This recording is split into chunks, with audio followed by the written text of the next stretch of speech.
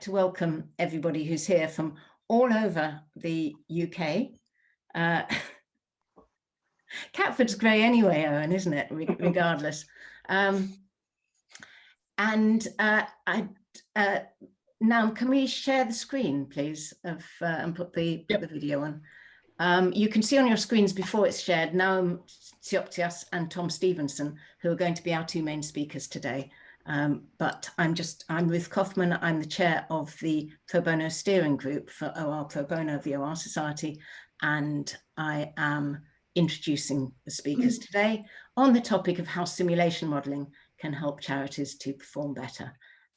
Could we have the next slide, please? As we've been doing, this is the fourth in a series of webinars. And as we've done before, I do, or somebody does the introduction, and then in about 10 past, we'll get on to the main body, which here is about, this has been left with the wrong title. I apologize for that. This is about simulation modeling for improving performance. And then there's time for some Q&A. And if anybody wants to hang on after the Q&A, you're very welcome. Can we have the next slide, please? And I just wanted to find out, Louise, can we have the poll, please? I just want to see who's been at one of these before, because if you've all been at one of these before, I will skip all the next slides because they're just a repeat. So if you wouldn't mind just letting us know that. And Louise, I think that's probably long enough. It's not a difficult one to fill in. So if we can just see the answers, thank you. Oh, so there's a fair number who haven't, which means that I will actually use up the next few slides, just talking a little bit about introducing OR and how it can be used. So thanks, Noam. OR is a scientific discipline which uses a whole load of different approaches, including data analysis and computer modeling, in order to improve insight, efficiency and effectiveness across all of the different things that an organization does, decision making and design, under all sorts of different circumstances that organizations face. It's widely used in the private sector and the public sector, but it's less well known in the charity sector, which is one of the reasons why we're running these webinars. If we could move on to the next slide, thank you. And it's especially important, OR is especially useful where decisions are not so easy, complex, messy, lots of stakeholders, lots of conflicting objectives and lots of uncertainty. Could we have the next slide, please? And OR people also, because it's part of dealing with solving problems, get on with just generally helping tackle problems using all sorts of different approaches that are common to many different disciplines. Next slide, please. So OR actually helps you make better decisions with using what we call soft methods and hard methods. So thinking about people and context, as well as about things like mathematical modeling, data analytics, and so on, to help improve outcomes through getting a shared understanding amongst the people involved in the issues about what it is you're trying to do. You get more complete data, better insight into how different factors are interrelated. You get a chance to start thinking about all the different options and thinking about outcomes, estimates of risk, and helping you understand what happens if something goes wrong, something different happens from what you're expecting. And one of the things that we're going to see in today's presentation is how simulation modeling covers some of those issues. Could we have the next slide, please? So Pro Bono OR was set up as a service to third sector organizations by the OR Society, which is itself a charity, and a charity with the objective of promoting understanding and awareness of operational research, has a lot of members who act as the volunteers or who choose to act as the volunteers alongside their day job. And Tom and Naum are two pro bono volunteers who work for an organization called Simulate, which is itself very much involved in all sorts of pro bono activities directly. But Tom and Naum have also got involved through the Pro Bono OR scheme. So if we just move on then to the next slide, just to say that that's what Pro Bono OR does, and that's you're welcome to follow up with questions about that afterwards as well, if you want to know a bit more about whether Pro Bono OR can help you, or whether you can volunteer with it. And the next slide, please. So this is to introduce our speakers, who you can see on the screen. Tom, who's got a long career in OR, and Naum, who has a slightly shorter career in OR, and whose background was originally also in finance and informatics. And without further ado, and a moment or two early, I'm going to hand over then to, I'm not sure if it's Naum or Tom who's going to lead the next bit. If your mic is not on mute and you're not speaking, perhaps you can just make sure it is on mute, just in case. Thank you. So hi, this is Tom. I'm going to be leading the first bit just to kind of introduce the software, tell you a little bit about the company, and then I'll hand over to Naum, who will talk through the main sort of case study. So we're going to start off by giving an introduction. As we saw on the previous page, you know, we've both of us work in lots of different areas of simulation building, and we're really pleased to support the Pro Bono OR group on this. We're going to tell you today about Simulate. Yeah, I can see here, like, I think we've already kind of outlined a little bit about what the Pro Bono projects are, but yeah, we're really happy to have been supporting this, and we will continue to do so. I think it's Crime Stoppers UK where we're going to speak most today. That's going to be the main model that we show, but that doesn't mean that Simulate can't apply to lots of different areas, and hopefully you'll be able to take that away and see how it can apply across your given area. Some of the other examples we've got are things like all the work we've done related to the pandemic recently, all the various changes that we've had to adapt to. Simulate's been at the forefront of trying to help us do that too. So we'll talk a lot about that. Okay, so what is simulation? I think when Simulate first started, it was probably like 25 years ago now. Our founder, Mark, he's called, some of you might know him, he had a really big like board game, and it was just kind of chips were on it, which represented cars moving around a factory. It was like the British Leyland factory. I had this big board game where people would come and they would move chips around this board, playing a game with stopwatches to represent what's happening in real life, in this sort of virtual environment that's representing reality.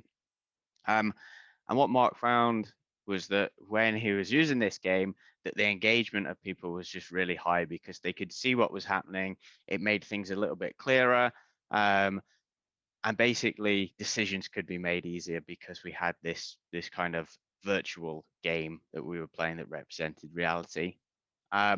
So in the early days, Mark would kind of take this around different British Leyland factories and show it off to different people, and they would all play the game. They would all get really good insight, but it's not that good to have to pack up this huge board game and set it up every time we go around somewhere. So Mark created software called Simulate, which is discrete event simulation software, and essentially it's the same thing as the board game. It allows you a platform to build a working replica of your business environment, be that a hospital, a call center, what else, oil and gas, anywhere where there's a flow. We basically build a working replica of that flow, and it allows you to play around with different parameters, and see what the impact's going to be of making changes. And I guess the advantage of doing that is that it gives you some confidence that the changes that you're likely to make in the real system are going to be effective ones. As we can see in the second bullet point, it's a bit of a science as well. as an art. So we are using distributions behind a simulation. We're using a lot of maths and stats, and we're looking at past data, and we're seeing how we can make a simulation as true to real life as possible. But we also need to make sure that we use this to get buy-in, and we use this to increase understanding and things like that as well. So as we're building any simulation, we look to work with the customers to make sure that they're involved and they can get that understanding of their system. Discrete event is specifically what we're looking at, and that's essentially saying whenever there's a movement in this virtual reality, the clock moves and an event moves forward, and everything like you'd see in reality moves at that sort of pace. Next slide, please. So yeah, some common applications. As I said, basically anywhere where you've got a kind of flow, you can map that out. Healthcare is a really big sector for us, and I think much like the OR Society generally, saying, particularly where problems are quite messy and there's a lot of different stakeholder groups, I think healthcare really mirrors that one quite well. There's a lot of different patients with a lot of different conditions, and they're all looking to use the same beds, the same doctors, and that kind of thing. So actually, all those different routes through a healthcare system, it can be really good to map that out in a software and see how the flow works, and understand how, if we move one set of patients to free up some capacity, for example, in COVID, when we've set up temporary spaces to move people in, to set up beds and things like that, how is that going to have a knock-on impact elsewhere to general ICU units and things like that are really quite helpful to use in healthcare. Manufacturing, I think, is the classic simulation application, where we've got parts moving along a production line. We can really easily model that out in software, and we will see flows moving around. A lot of the time, we're going to want to make changes to any system, and a manufacturing line is just the same. It might be that we need to ramp up production, or we need to introduce a new part to our production line, and we're not really too sure how that's going to work in reality. So what we do is we set up the simulation and we try it, and we see, is it going to work? And if it's not going to work as well as we hoped, what can we do to change it and keep on changing that? Services we've got here, so this is kind of like call centers, and even though here we've not necessarily always got a flow of people or even parts, calls moving through a call center is still a flow. It's still a flow of information, and there can still be bottlenecks and things like that. So any type of services like financial services or call centers, contact centers, where we've got information moving along the system, it can be really useful to use a simulation for that too. I mean, education, government, there's a lot in that area. I think, like, if you think of anything that the government have to control, like a prison system or a court system, again, there's a limited capacity that you're trying to move people through, and we need to understand how to do that best. I think the amount of applications are so high. I mean, we've been looking at things like space travel only yesterday, so it really can vary, and I think you'll see when we show some examples how you can basically apply it to anything, because you're mapping out a flow and you're having it to represent your reality. Okay. So then now we will have a look at a practical example before moving to our main problem, and before looking at the Crime Stoppers model that we participated in develop with the organization. We will first have a practical look behind the scenes and set up a very quick model in discrete event simulation, so that if someone didn't have a previous experience with the simulation, to have a good understanding of what we will be seeing. And we will do this very briefly without going through any unnecessary technicalities. What I have here, you can hopefully all see this blank page that I have opened. So we will create here a very quick model from using the Simulate software. All we will be using are these 4 or 5 main building blocks here. Let's say that we are running a very simple coffee shop where customers come in, they queue, then they take their coffee and they exit our system. We will just be using a start point. A start point is used here as the object that will be determining how often customers come into the shop. And we usually expect, based on the distribution theory, we usually expect them to come at an exponential kind of pace. So let's say that from what we know from our system, from past experience, we have 1 customer entering every 5 minutes. This means that when they come in, they are waiting at a queue. So if I connect my start point, which says how they are coming into the system, with my queue, this is where they will be waiting to be served. We can change the names, we can change the graphics, but that's not important at the moment. After that, we will add our main activity, and the main activity is where they order the coffee and they grab it and take it away. So we can change that to order and take coffee. So this means that the journey of a client would be entering the system, waiting in the line if there is someone else in front of them, then getting served with, let's say that it takes, for example, 6 minutes for their coffee to be ready, and then they exit the system. So we will add an endpoint to that. And we will be connecting our activity with our endpoint. Now, this is a very simple, a very basic model that we have just created, and we will see how this interacts with our demand and with the logic that simulation can offer. First of all, I will be stepping through the system so that you can see, you will be able to see small red dots moving throughout. Each one of these dots represents one of our expected customers at some point during our working day. So if I start stepping it, you can see that the first customer, maybe at a slower speed than that, you can see that our first customer has actually entered our queue, and because no one else was in front of him or her, they moved on to our main activity, which is where they order and take the coffee. You can see that what happened is the first customer entered at about the 4th minute after we started working, and the simulation didn't have to go through all of these minutes. It updated at the 4th minute time. Now, while this customer is getting served here at our main activity, which should take about 6 minutes, we are expecting that the second customer will also come and pile in line here, because we only have 1 service point at this point.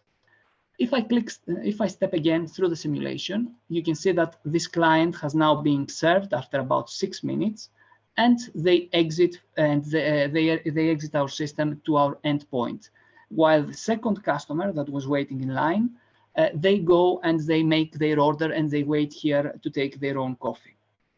Again, a very, very simple system just to demonstrate how simulation works. So if I start running that, maybe at a slightly faster rate, you will be able to see at the clock here that it updates every time that an event takes place, when someone comes in, when they order their coffee, and when they exit the system. Now, a good testing point here would be what happens during our day. At the end of our day, let me change that to run for only 1 day, not 1 week.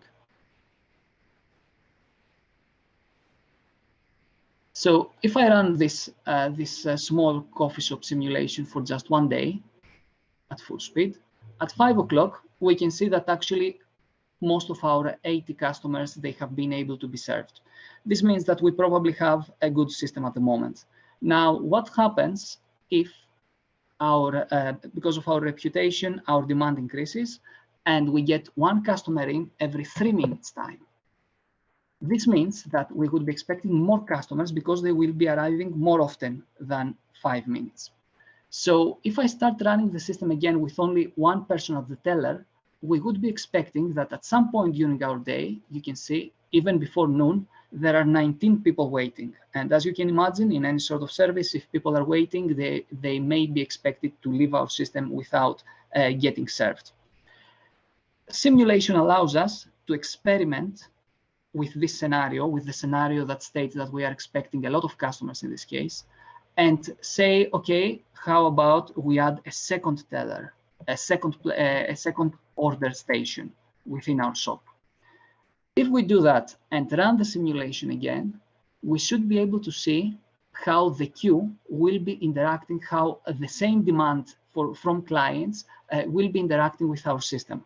Now, this time we see that because there are 2 people serving our customers, although it is almost noon here, the queue has not been piled up. Maybe there are 1 or 2 people waiting every now and then, but till the end of the day, as you can see, at 5 o'clock, no one is waiting there, and almost everyone has been served.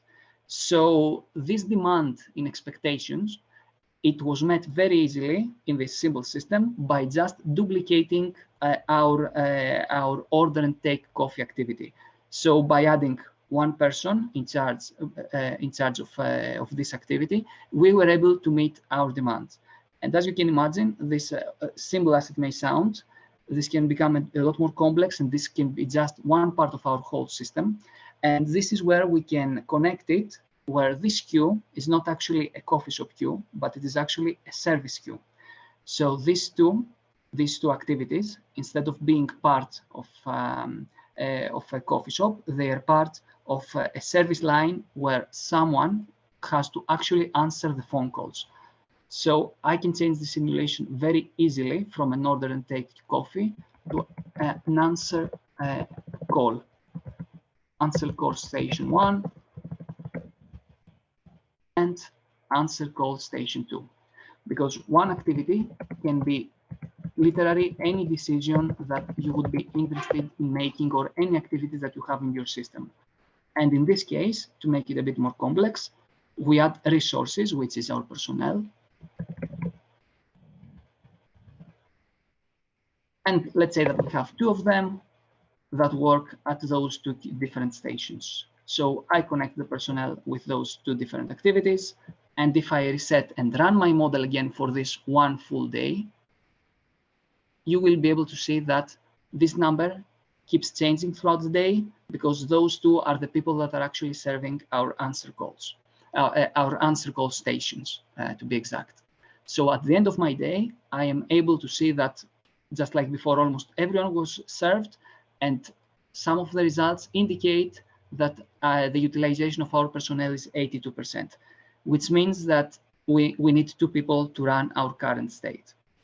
And again, this was just a very simple demonstration so that you can understand what are these building blocks that we use, these objects, the different resources, the different activities and decisions that we need to make. I'm more than happy to answer any questions after that if you want, or we can just have them at the end. Because after that, after showing you this very simple example, we will now be proceeding to discussing the Crime Stoppers case. So I'm not even going to tackle the whole COVID situation, as you can understand, because the problem was that there was an expectation for an increasing demand, just like we saw in that very simple model. And there were changes in schedule for various reasons. We were asked to help update the previous model that existed with more calling lines this time, and also to add online forms that needed to be answered by the same personnel, or types of personnel at least. There were a lot of rules in place for this system of how different type of people interacted with calls and forms based on a different schedule per day. So a weekday compared to a weekend had a different availability of staff available to answer online or actual phone calls. And as you can understand, we needed results that would show the volume compared to the target that was being set by Crime Stoppers and the various different lines. For example, line number 1 could have a target of about 80%. This meant that by the end of that day, or within 4 hours, 80% of that of online forms must have been answered. And again, this is just a random number to demonstrate what I mean with targets. And we needed to validate the existing data. And this brings us to the model. So we took all of these into account. We worked based on starting from such simple sub-models, and we created a full model that was showing all of our different lines, and I will show that in action in a moment. This is the Crime Stoppers lines that we simulated. You can see here that we have our different types of personnel that are answering the different calls and the different online forms. We have different options that we allow to experiment from all of these buttons here. And we have the different lines, line 1, 2, 3, and so on throughout the system. So these resources, these people needed to respond to all of the different lines, needed to be shared among those lines based on different rules and based on the availability that they had. We had different results that we will see in a moment. So let me jump to the actual model actually and show you what was happening behind the scenes. Okay, this is the actual model. As you can see, the lines that I was just showing, all of our different targets and so on. First of all, an overview. We will be focusing on this line here. So if I zoom in on this specific line, on line number 1, you will see that we have expected calls coming into our system. If someone waits for too long, they abandon the call, and this is where the target is set up. So we need to have someone available to action this call, to actually answer this call, and either take some sort of action for this call or state that it is not an actionable call and then end the call there. If the call is actionable, then it could be considered as time critical and follow a completely different kind of logic where the police is involved, or it could be considered as non-time critical and then being reported for further dissemination, as they call it in the system, for further reporting, quality check, and dissemination, and then exit the system at this point. Simultaneously, we had the online forms coming in throughout the day, every day.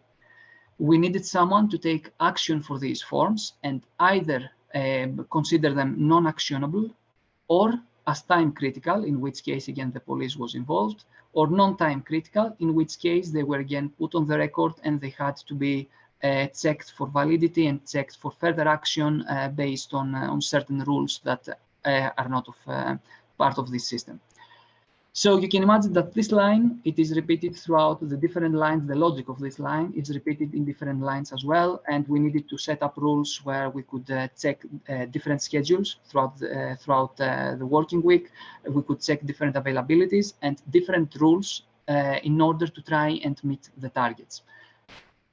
If I start running the model at a slow speed, sorry, I'm having some lagging on my end. Actually, let me start by explaining the personnel here. We had 3 main types of people involved. We had the senior staff, those that can be multi-skilled, and the probationers. A different number of them was available throughout the day and throughout different days of the week. For example, just to demonstrate, the senior staff, as you can see from the red dot, the red circles that appear on screen, they could be involved in specific actions. They needed to be prioritized for these specific actions. Simultaneously, the multi-skill and the senior personnel were part of one grouped set of resources here that had to prioritize who is going to answer the first action calls at the different lines, as you can see from the different circles. So this is just to demonstrate that there were different rules involved. There was different complexity involved throughout for the various parts of the model that we needed to take into account. And all of that in combination with the actual availability of that personnel, the different shifts, as you can see throughout the day. For example, from Monday to Friday, between midnight and 1 o'clock, we were only expecting to have 1 person available from the senior staff. So he or she needed to be prioritized as we showed here for these sort of activities. All of these were put together as you can understand, this is a very complex system that could not be solved without simulation, just having some diagrams and all of that. We needed to experiment to see what would be the best option based on availability and so on. If I start running the model at a slow speed, actually, let me focus on line 1. What did I do? Okay.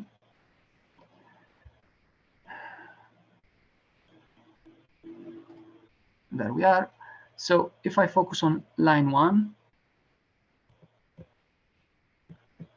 sorry, my laptop is lagging a bit, and I start running the system, you will be able to see the various forms coming in, the various calls coming in. All of these red dots, each one represents someone calling or someone filling up an online form based on some data that was provided to us.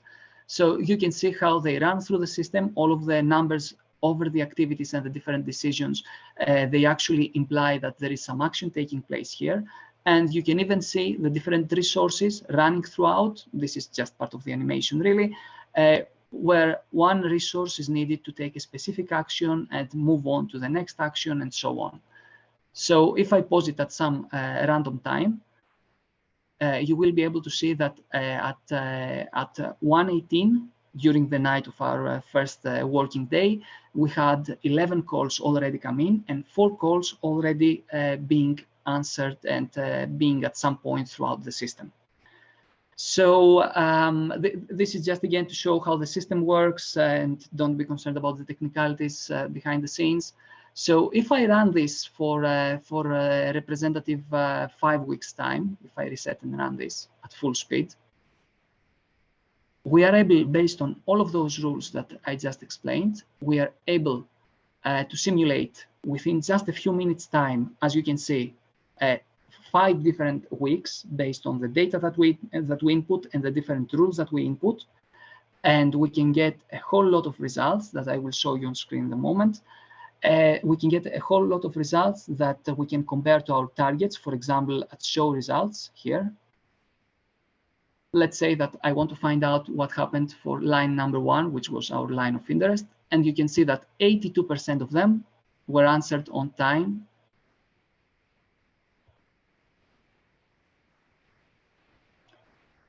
82% of our calls were answered on time. We had an 18% average abandon rate. Our average abandoned waiting time was after 2.5 minutes, more or less, and our speed of answer was less than a minute per call, which is quite great. I mean, someone waiting for less than a minute on average. And the percentage of them being answered, we can also have these sort of results within 40 seconds was almost 1 out of 2. We had different results for the various lines. We also had for the different lines, as you can see here, for a total for the forms answered within 4 hours, that actually 96% of the calls was being answered of the online forms was being answered in less than 4 hours, which was a critical kind of target for Crime Stoppers.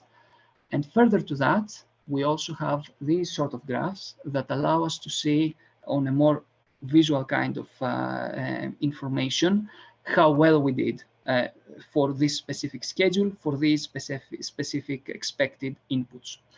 So for example, for line 1, you can see from Monday to Friday, the purple line are the presented calls, and the light blue line are how many of those calls we were able to answer on average for every hour. So between 6 and 7 in the morning, you can see that we have very few incoming calls and all of them are being answered. While at 1 o'clock, 1:30 noon, for every time from Monday to Friday, all of our Mondays to Fridays average, we see that we have a very high demand of calls coming in, and our current capacity only allows for these number of average to be answered. Unlike that, on Saturday and Sunday, we notice a peak at around noon and another peak around 4 p.m. And the same goes for average for all of them. We can have for the different lines, for all of the lines. So if I scroll down, you can actually see that we have a lot of these graphs taking place. So this is just to demonstrate that if I go back here and I go to my shifts and I decide that I need more capacity for every day at 3 o'clock, at 1 o'clock, then I can change this number from 3 to 4, which means that I would be employing an extra person. I would be running the model again, and I would be seeing the changes that would be taking place in the graphs, in our targets. So maybe if I add more people running in our system at this specific time, you would be imagining that more calls are being answered and the light blue line would be closer to our presented call lines. Or the other way around, if we are expecting a rise in demands from the presented calls, then this means that this line would probably it would even go higher than the 59 of average that we have here, and then we would need to figure out strategic movements on our end on how we can meet demand and supply. I know that was a lot of information for just a few minutes time of presentation. I probably lost the presentation point as well. There we are. So the results, as I said, just to summarize really, that we have different inputs for our shifts. We even have inputs of how many calls we are expecting per day from Monday to Sunday for the different times and the different lines. So this is just for line 1. You can imagine that we had a lot of these for all of our different lines. And we also allowed, of course, experimentation with that for Crime Stoppers to test their own demand. Some results, some representative results, and the graphs that I showed you. And just to summarize really what we found here, we offered the testing ground for different shifts and numbers of personnel per team required. So for senior staff, for the probationers, and for the multi-skill personnel. We allowed experimentation on possible volumes of incoming calls and forms, which can vary highly based on time and day, just like I demonstrated with those lines. And lastly, we provided various results for analysis that Crime Stoppers can compare with their actual or their expected data in the future.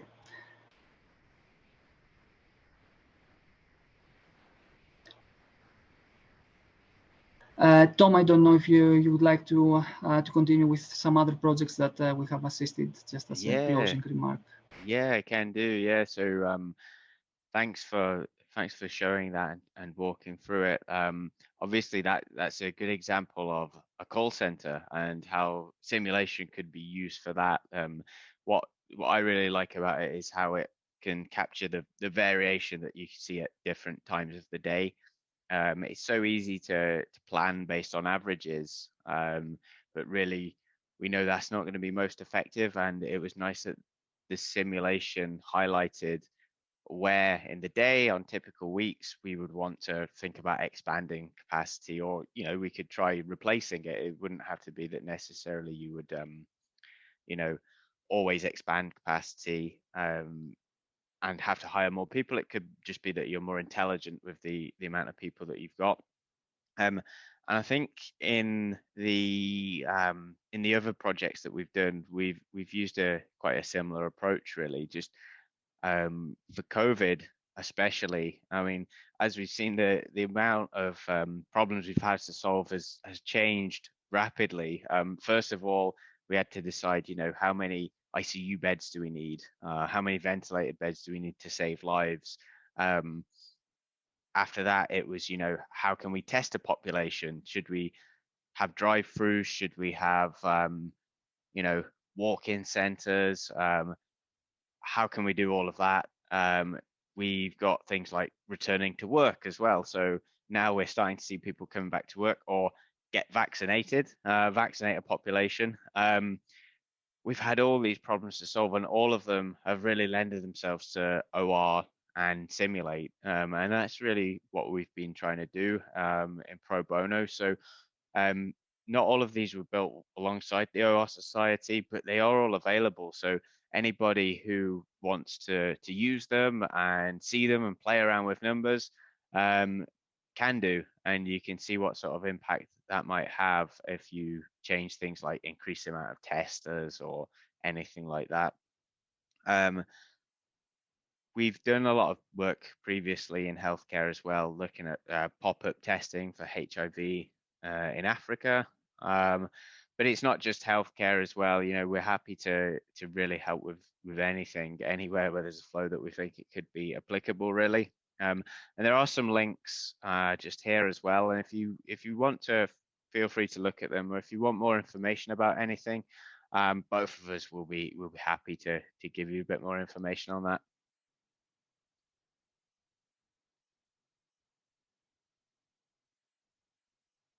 So as we've seen, a bit of a summary of this project is that the contact centers, yeah, it's really helpful to be able to look at different schedules, look at the variation in different days and how all those variables interact with each other.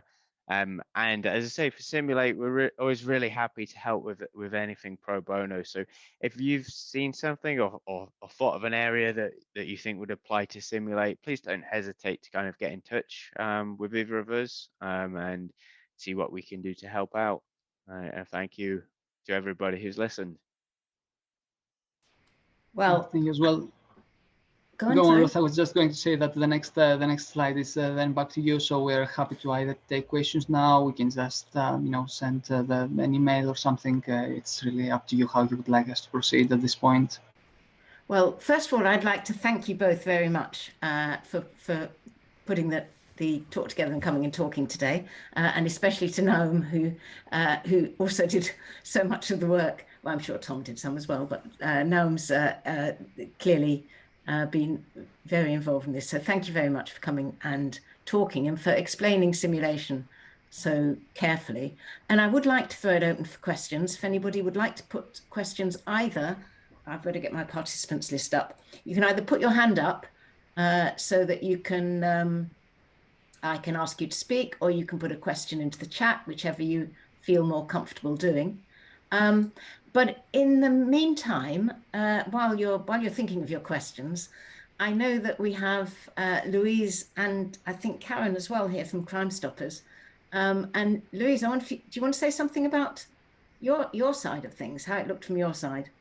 Yeah, thanks, Ruth. So, hi, everyone. I'm Head of Contact Centre Services for Crime Stoppers. So I'm the lucky recipient of this model.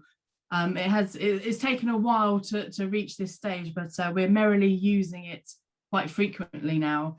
And thanks very much for all the effort that's gone into that. And yeah, to reiterate what you've already heard, basically, in terms of grouping all the data together, it really is the first time in my 15 years within the charity that we've been able to put all of our complex data in one place to understand exactly what's happening hour by hour.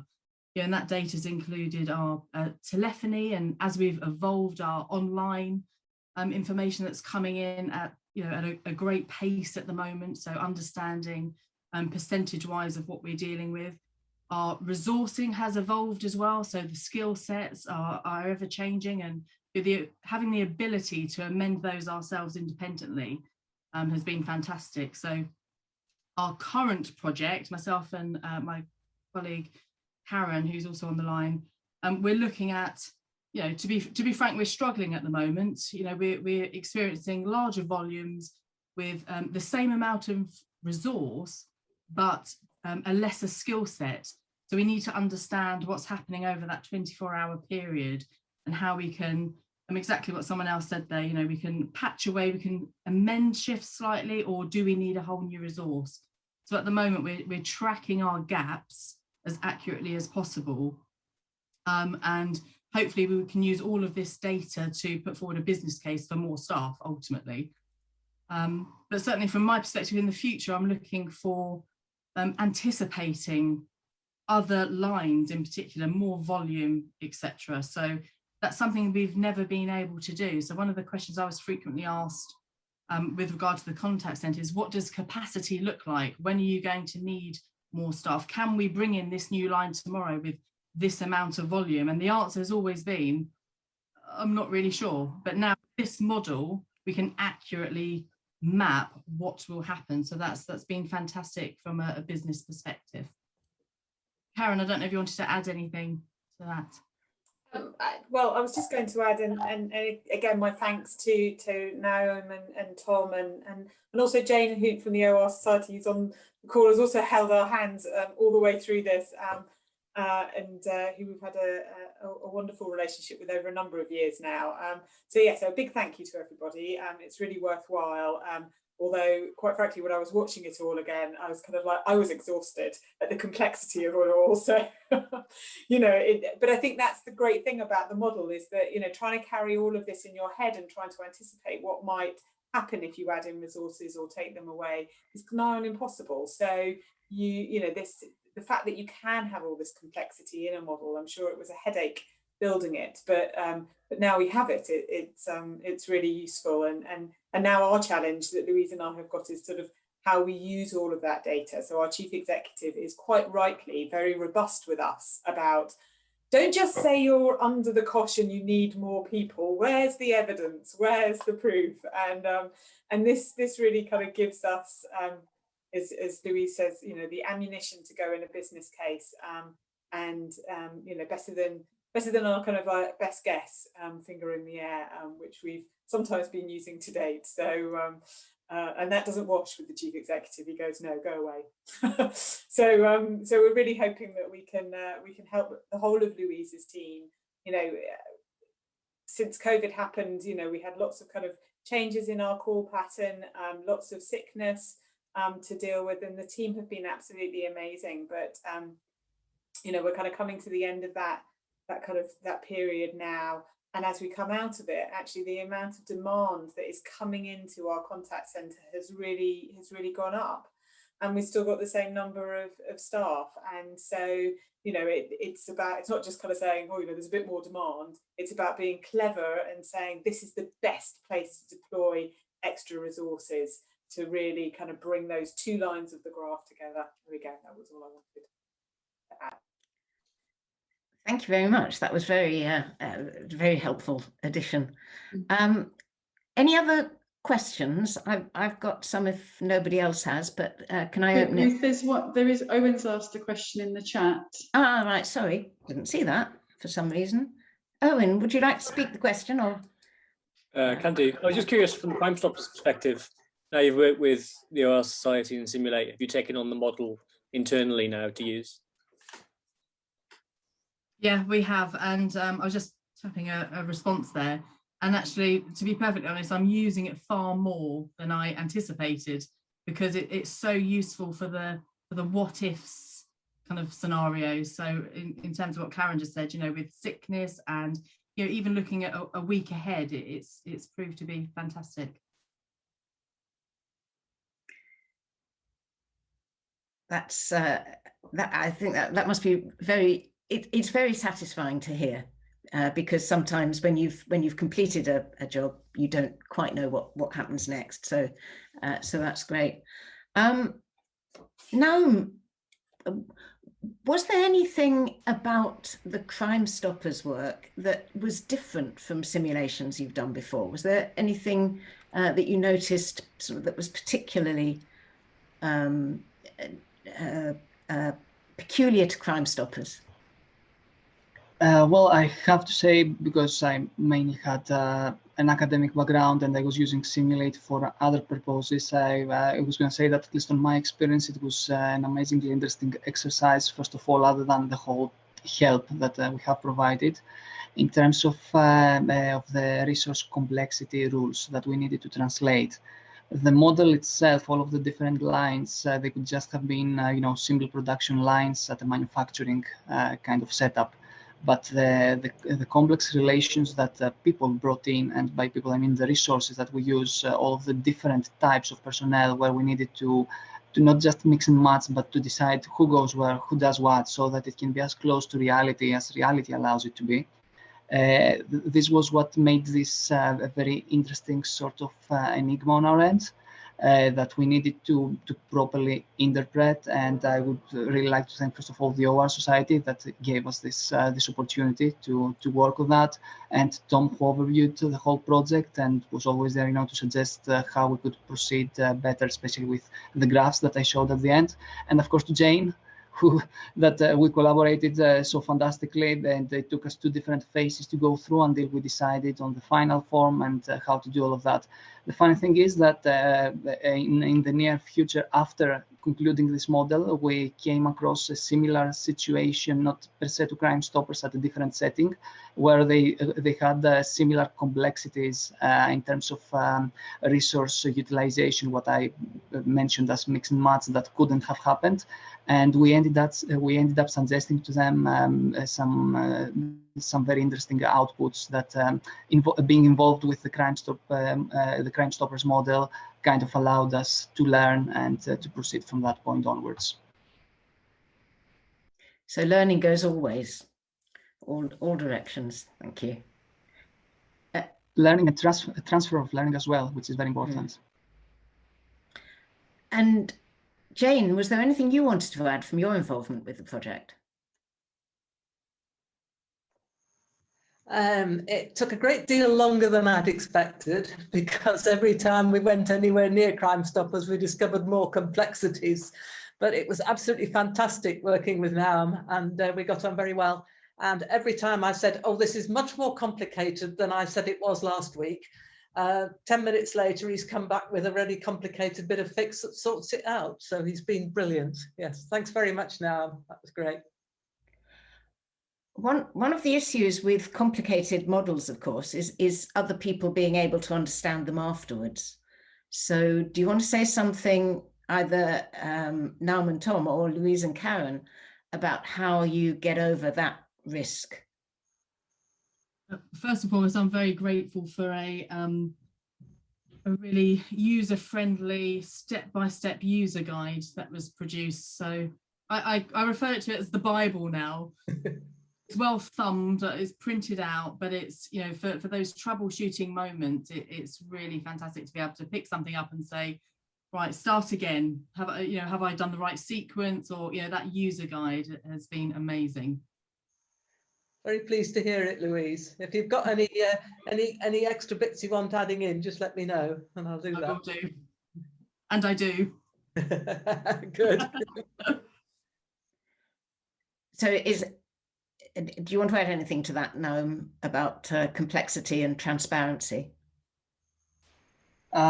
It's a very big discussion about complex models. I'm really glad that this guide that Jane has put together has been of such help to Crime Stoppers, because I know, for example, when we first presented the model, we need to explain and elaborate on a lot of details before we get to showing the outcomes, just like we did here in a sense, but on a much larger scale. So complex models are not necessarily, they are definitely not bad models. We just need to proceed very carefully. So we didn't start by building the whole system at once. We started by building one line, seeing that this line makes sense, and then we extrapolated that to further parts of the model. Yeah, discrete event simulation is excellent for such things, I would say. Thanks. It's more easy to see what's going on than with an Excel model, that's for sure. So I was going to say, Ruth, if I can, you know, one of the other things that we did early on was we tested the model against what our systems in the contact centre showed us. So we had some confidence that actually the model was working, you know, as the live situation was, so that you've kind of got a firm base on which you're planning from. And then I think when it comes to, the great thing about the model is that actually, you know, the complexity to some extent is all in the background. When it comes to us building our business case, we've got some cracking graphs and some really simple numbers that we can use to kind of illustrate where the problems are and how we can fix them. So, you know, actually, yes, the model's complex, but actually the outputs can be much more easily demonstrated to you know, to people who are not as enmeshed in the day-to-day as Louise and her team are. So you know, I think sometimes when you have a business case, you need to make it kind of, you know, simple, but you need to have the confidence that your data is coming from something that's really robust. And as I said, our chief executive can be quite exacting. So actually, if he wants to deep dive into the model, we know we've got that and we can show it to him. But equally, you know, if you know, we've got those kind of top line figures, really simple graphs and outputs as well. So it's having that right balance at either side that's really helpful for us, I think. I think that's an advantage of working as a bit of a team on this as well. I think it is very easy as a model builder to get drawn into that detail, and And if you're showing somebody the simulation, it's very easy to talk about that detail because you've been so heavily involved in it. But by working as a team, I think one of us could say, okay, yeah, it might be interesting for me, but let's think of a way that we can make it more understandable for a bigger group.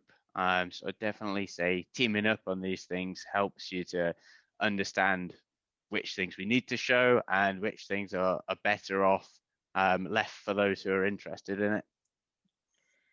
Thanks very much. Perhaps that's a good note on which to almost end. Now, I wonder if you could quickly share the screen for the last couple of slides. Thank you.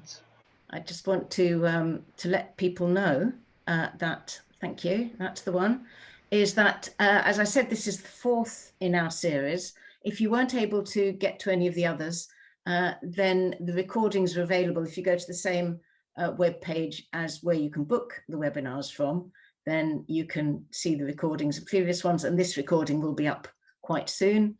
And then the final webinar in this series is me, talking about strategic planning in uncertain times. We've looked at the ways that simulation modeling can help with uncertainty, but there's all sorts of other ways that that we can think about that. If we could just have, and that would be the last one in this series, and then we'll review. Just to say that you don't have to have a well-specified problem to come to pro bono, but you have to have something that you don't think is right, that you're interested in working on, and you can talk it through, and we may hang up after that. We may decide that after a phone call there's nothing to do, or there may be something that's worth doing. And we would start off with a small commitment, although you've heard there's been a lot of commitment from Noam and Tom and Jane, but start off small. It's that sort of testing it out, making sure it works. If we could just have the next slide then, please, Noam.